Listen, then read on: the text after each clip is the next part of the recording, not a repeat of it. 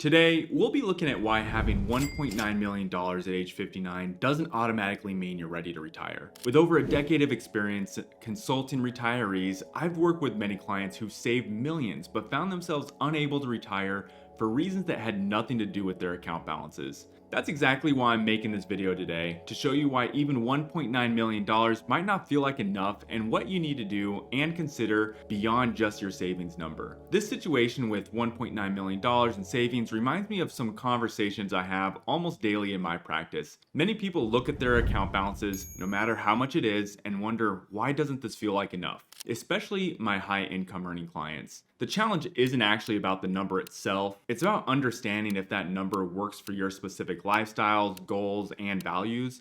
While we're going to cover some key points in this video today, I know you might be wondering how this applies to your situation, and that's why I've developed a retirement readiness quiz that analyzes your financial picture. This quiz goes beyond just looking at your savings. It factors in your lifestyle expectations, income needs, and retirement timeline to give you a clear picture of where you stand. To find out if your savings are actually enough for your retirement goals, click on that link below to take the quiz and then jump back to this video where we're going to look at my financial planning software together that allows us to look at different scenarios on why this plan fails at first and then how we can help this client see where we need to make improvements. So let me introduce you to Frank and Joanna, who are modeled off of real clients, but obviously their names have changed along with some small details that just make this particular presentation easier to follow for us.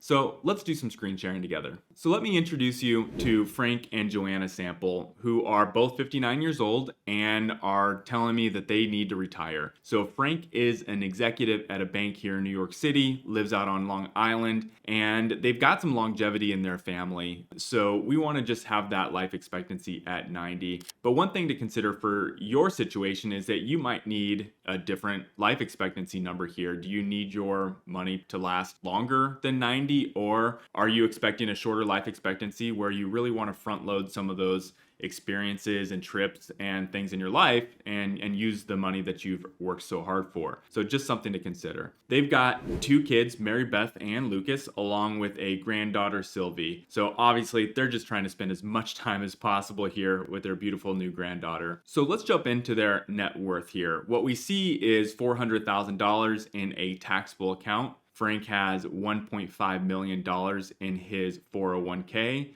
which equals that $1.9 million.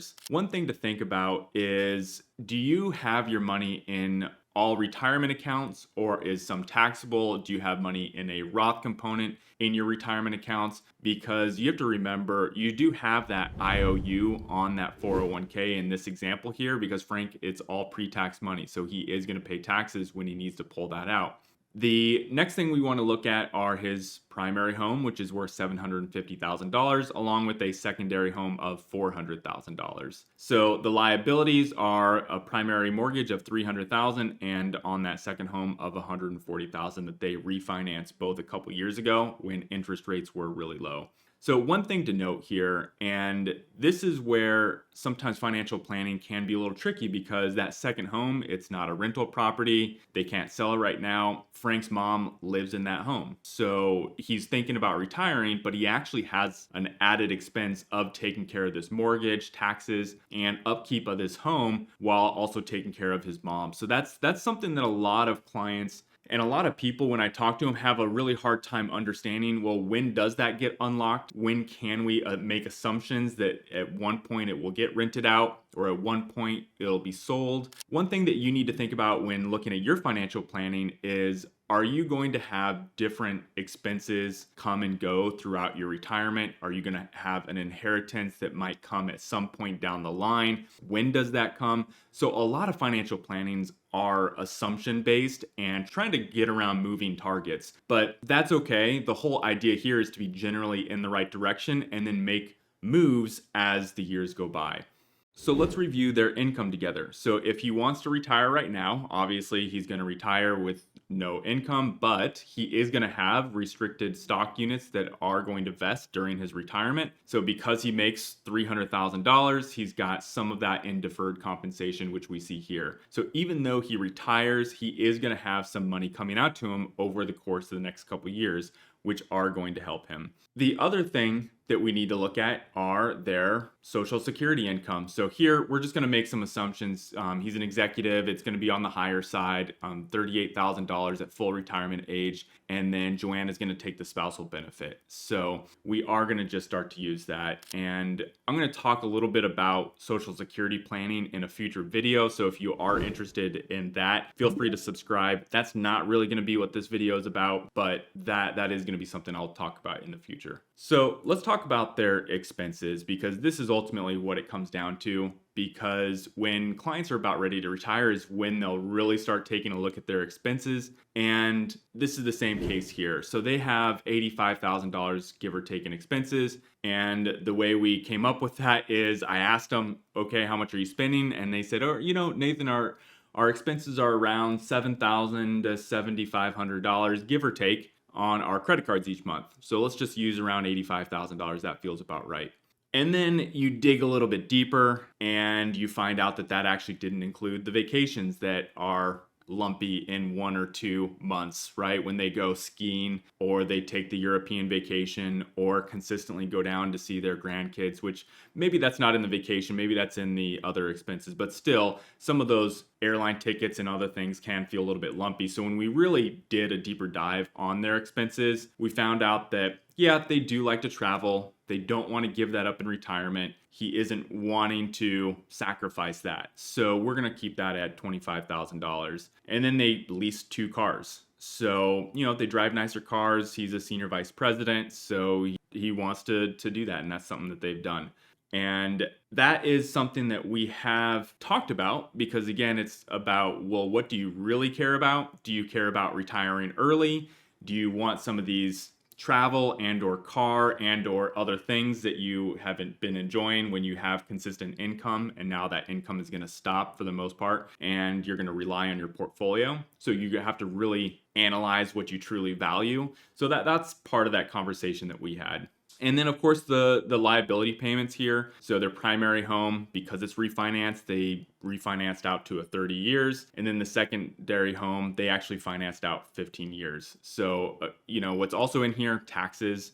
Out on Long Island, property taxes. So, there are some pretty big expenses here. And then this program is going to assume taxes. It's going to say, okay, well, that 401k money hasn't been taxed yet. When you take that out, there is going to be some taxes that you're going to need to pay. Obviously, you have a taxable account, so we're going to need to account for dividends, etc., that are also in the portfolio.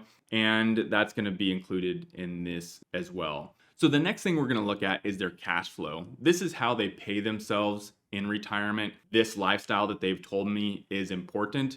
And this was actually prior to us doing a deeper dive. So that's part of that conversation of saying, hey, I generally think that I'm spending around $85,000, but a lot of times when it comes down to financial planning and retirement, we can make some tweaks to say, okay, well, if you want to retire early, what are some things that maybe you would be willing to not do in order to retire a little bit earlier than you would normally want? So maybe we would look at some expenses that we could tweak or get rid of so that we could put those dollars to use for actual things that you care about. In this case, would be retiring early. So as we look at the cash flow page together, what you're going to notice here is that their income flows is what we talked about. That's the $90,000 for restricted stock units. Then it goes to 60, then it goes to 30, and then it's 0 until Social Security kicks in. And this does have inflation adjusted numbers in here, which is also going to be on the income and the expense side. The total expenses are going to be all those numbers that we just spoke about, plus it's going to have taxes in there, which I think is really important because that can be a big number if you are pulling from the portfolio, pulling from your retirement account. And that is something that I think a lot of retirees, especially in the beginning, don't always account for exactly. And I'll have these conversations with a lot of clients. They'll say, I need $40, $50, $60,000 from the portfolio this year, thinking that's kind of like what they're drawing from their portfolio. But oftentimes we have to remember you're taking 10 or 15% out or more if you're in that higher income bracket for taxes. So now all of a sudden it doesn't become just 50,000, it becomes 55, it becomes 60,000 that you're taking out, but only utilizing a smaller amount. So it's something to just be cognizant of or put in the forefront as you're doing your planning, because I know a lot of people know that inherently, but it can be missed when you're doing some retirement planning on your own. And here we have the $1.9 million that is going to grow in a moderate portfolio because they are retiring, so they still need the money to grow over time, but they do not necessarily want to be completely risk on. They want to have some bonds, some stable income, and that is going to be reflected here. So the portfolio is still going to grow, but we're taking money out of the portfolio here on a yearly basis. And because those cash flows are so high, they end up running out of money at age 71, 72 here. So obviously this plan fails. But there is some hope here because, as I mentioned earlier, Frank's mom is still in the house. They didn't want to completely account for that, even though they are at some point in the future going to have access to that capital or equity. And so let's take a look at that together in some what if scenarios. So we know this plan fails, but let's tweak some of the numbers, put some different scenarios in there to see how we can get it to succeed.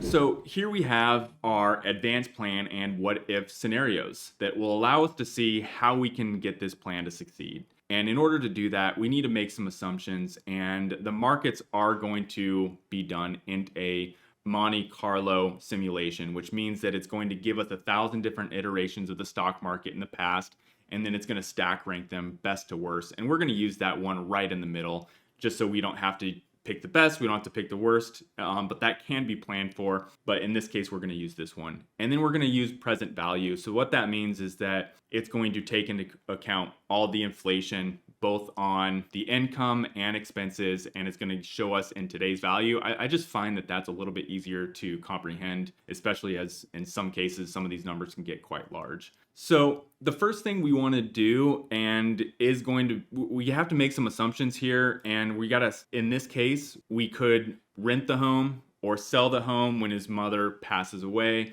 We just got to put something here. So we're going to use the age of 90 for her, 2030, and we're going to do that. So what happens here is that it does extend out, and now the assets do last a little bit longer, so up until age 76. So still not quite getting you where you want to be. And then obviously here, the big question is, can I make any lifestyle changes? And I think when a lot of people want to retire early, they're used to just spend, especially executives, you have a high income, you're used to being able to just spend on anything, whatever you want to do. You want to go to some sporting events, you want to go travel, you want to go to the nice restaurants. That is just done. And so you look at your credit card and you say, this is exactly what I'm going to do. But maybe there are some things in there that you can tweak, and you can say, I don't know, is driving all these nice cars really what I want to do, or do I want to retire early? And so if you can make some of those tweaks or sacrifices or review your budget, and you can start to make some decreases here in your lifestyle. So what does that do? You know, in this case, $10,000 doesn't quite do it. What if we did $15,000?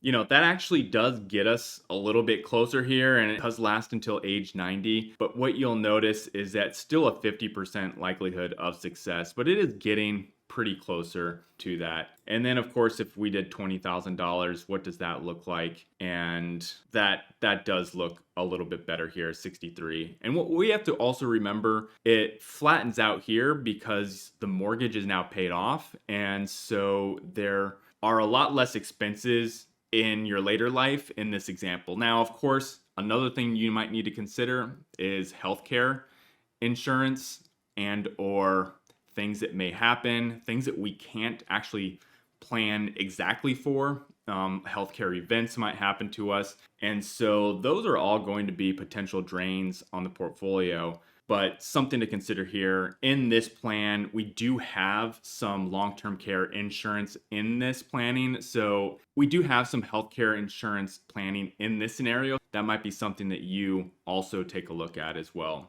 So the other thing to think about when looking at your living expenses and trying to decrease the amount is how much of this is actually your expense that you want to spend versus how much of this is helping your mom or parents and you're sending money to them or your kids. I find that a lot of expenses sometimes end up being not necessarily ongoing, but at some point the doctor's visits with the moms and just this quick swipe of the credit card to help with groceries, like all those things, don't feel like they're huge amounts, but they do add up. And at some points, those will be a little bit lower. And so when you're thinking about retirement planning, all these decreases don't have to happen at one time. You can maintain a little bit of flexibility in here if you know just over time some of those expenses will go down because you are in that sandwich generation. A lot of my clients are caring for their parents, they're caring for their kids. They want their kids to succeed and have that leg up that they feel like they can give them. And so they will continue to support them in certain ways. And there's no wrong answer here. It just comes down to, do you have the flexibility in your asset level and spending to be able to retire confidently? And what are the sacrifices that you might need to make? Or in this case, what are some of the expenses that will eventually just go away at some point down the line? And that's something to consider as well. But,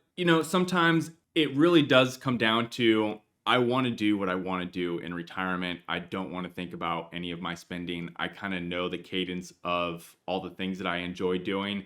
So the conversation is, Nathan, can I just work a couple more years and then not worry about it? And here, the actual answer is probably yes. I mean, with a pretty high likelihood of success. And I would say that this plan is a pretty good one because, this assumes a static, you're always going to spend the same amount. You're always going to have the same exact usage of your portfolio. And one way around that is to just set up guardrails for yourself. If the market's doing really well, maybe that's the time where you really go on those really nice trips. If the market's down, maybe you're not taking from the portfolio as much in those years and being a little bit leaner. So a lot of times financial planning software doesn't always account for the flexibility you're going to have in your spending. So, when I see a probability of success at 72%, I think we can use some behavioral finance in some of those lean years to ensure that this money does last. And that's